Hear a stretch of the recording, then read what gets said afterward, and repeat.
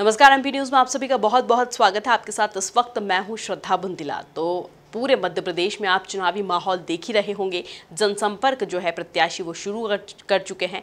कांग्रेस हो या बीजेपी, दोनों ही प्रत्याशी जो हैं वो मैदान में उतर चुके हैं। अन्य पार्टी भी पूरे जोर शोर से अपना जनसंपर्क कर रही है। और इसी बीच हम आपको बता दें कि इंदौर में रमेश मेंदोला को चुनाव प्रभारी बना दिया गया है। Master of management Ramesh Mendola को कहा जाता है, क्योंकि कहीं पर भी अगर थोड़ा सा भी ऐसा लगता है कि इस सीट से या फिर इस जगह से हम जीत नहीं पाएंगे, वहां रमेश मेंदोला को फिट कर दिया जाता है, क्योंकि वो जीत कर ही सीट लेकर आते हैं। और हम आपको बता दें कि इसी बीच रमेश मेंदोला ने एक बड़ी बात भी कह दी है। उन्होंने कहा है कि पुष्यमित्र भार्गव एक शेर हैं, और जब शेर चलता है तो लोग जो हैं वो खुद ब खुद रास्ता छोड़ देते हैं। यह बड़ी बात उन्होंने कही है, और इसी मुद्दे पर आज हम बात करेंगे। हमारे साथ फोन लाइन पर जुड़े हुए हैं राजेश चौकसी, जो कि कांग्रेस प्रवक्ता है। दूसरी तरफ हमारे साथ जुड़े हुए हैं उमेश शर्मा जी, जो कि बीजेपी प्रवक्ता है। सबसे पहले हम कांग्रेस नेता राजेश चौकसी जी से बात कर लेते हैं। राजेश जी, बहुत बहुत स्वागत है आपका एमपी न्यूज़ में।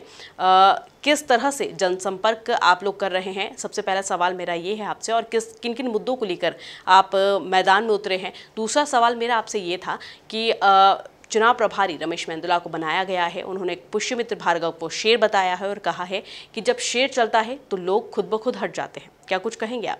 नहीं, हमारी तैयारियां और हमारे पास तो ढेर सारे मुद्दे हैं। एक तो टैक्सेशन की भरमार है, स्मार्ट सिटी में जो पैसा आता है वो पैसा कहाँ जा रहा है ये समझ के परे है। और उसके बाद जो स्मार्ट सिटी के नाम पर जबरिया तोड़फोड़ की गई और उसके एवज में जो नक्शे पास होना है उसमें लाखों रुपए के वो फीस जो लगा दी गई है। जो पानी इंदौर शहर को मिलना चाहिए वो पानी नहीं मिल पा रहा है। एक दिन छोड़ के एक दिन पानी मिलता है, जबकि पैसे पूरे लिए जाते हैं। जिस तरीके से ठेले गुमटी वालों को तोड़ मरोड़ के ट्रेचिंग ग्राउंड पे फेंक दिया गया, गरीबों की रोजी रोटी छीन ली गई। शुरू से कांग्रेस का काम तोड़ना नहीं है, लोगों को जोड़ना रहता है और लोगों की मदद करना होता है। ये हमारा सिद्धांत है और इस सिद्धांत पे हम चले।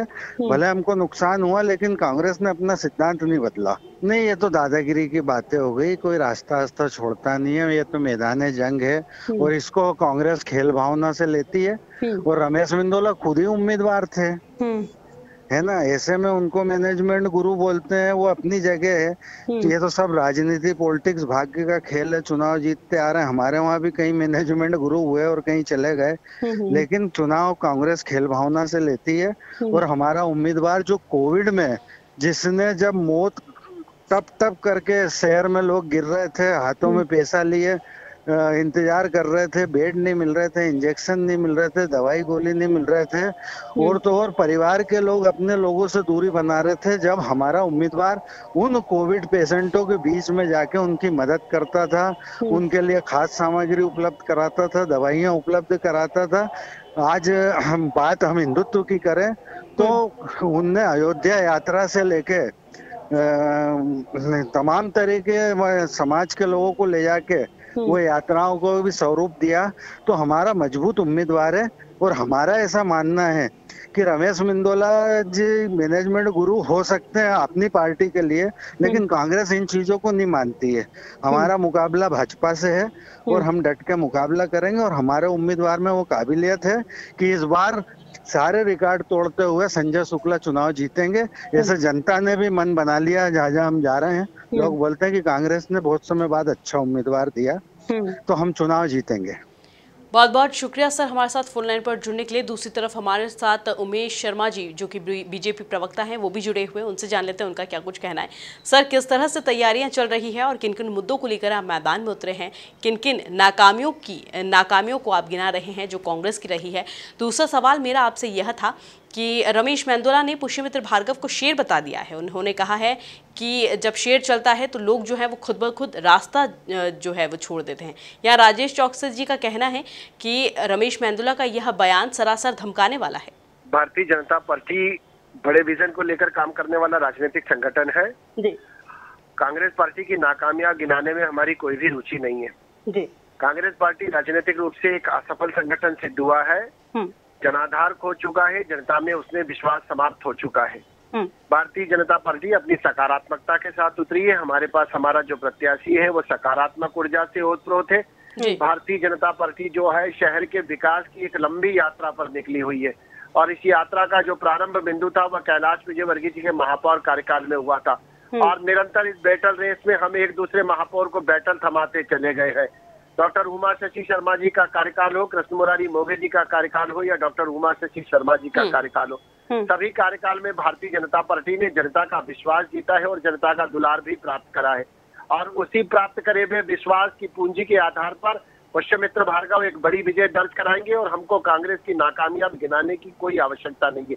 ये तो हो गया आपके पहले प्रश्न का जवाब। दूसरा, रमेश मेंदोला जी ने कहा है कि जब शेर चलता है तो अपना रास्ता स्वयं बना लेता है। वो एक अभिभावक के नाते अपनी अभिव्यक्ति कर रहे हैं, चूंकि वे इस चुनाव के अंदर संचालक की भूमिका निभा रहे हैं। तो जो युद्ध कौशल में निष्णात सेनापति होता है वो अपनी सैन्य टुकड़ी का मनोबल बनाने के लिए इस प्रकार के बयान देता है और हम उसको सामान्य रूप से एक राजनीतिक बयान और एक अभिभावक की उत्साहवर्धन करने वाली टिप्पणी के रूप में लेते हैं। सर, जीत के लिए कितने आश्वस्त? 100% आश्वस्त है और 1 लाख वोटों से अधिक की जीत के प्रति आश्वस्त है।